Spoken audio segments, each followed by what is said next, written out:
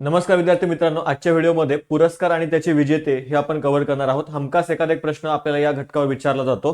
तर लक्षात घ्या, लोकमान्य टिळक राष्ट्रीय पुरस्कार 2025 कोणाला मिळाला आहे? नितीन गडकरी यांना तो प्रदान करण्यात आलेला आहे। त्याचबरोबर आंतरराष्ट्रीय बुकर पुरस्कार 2025 हा पुरस्कार कोणाला मिळालेला आहे? बानू मुश्ताक यांना त्या ठिकाणी तो प्रदान करण्यात आलेला आहे। त्याचबरोबर बघा, 39वा राज्यश्री शाहू महाराज पुरस्कार 2025 कोणाला प्रदान करण्यात आलेला आहे? डॉक्टर जब्बार पटेल यांना शाहू महाराज पुरस्कार जो आहे तो प्रदान करण्यात आलेला आहे।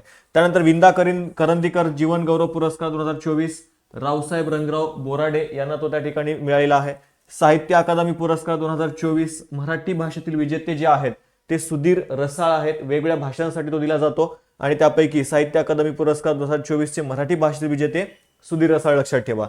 चॅम्पियन्स ऑफ द अर्थ पुरस्कार 2024 भारतीय विजेते आहेत डॉक्टर माधव गाडगीळ। त्यानंतर इंदिरा गांधी शांतता पुरस्कार 2024 चा मिशेल बॅचेलेट यांना त्या ठिकाणी तो प्राप्त झालेला आहे। आणि सगळ्यात महत्त्वाचा महाराष्ट्र भूषण पुरस्कार 2024 चा जो की 2025 मध्ये राम सुतार यांना त्या ठिकाणी प्रदान करण्यात आलेला आहे। सगळे पुरस्कार अत्यंत महत्त्वाचे आहेत। हमखास एखादे प्रश्न विचारला जाऊ शकतो, त्यासाठी ह्या बाबी एकदा व्यवस्थित डिटेलमध्ये सुद्धा करून जायच्या आहेत। धन्यवाद।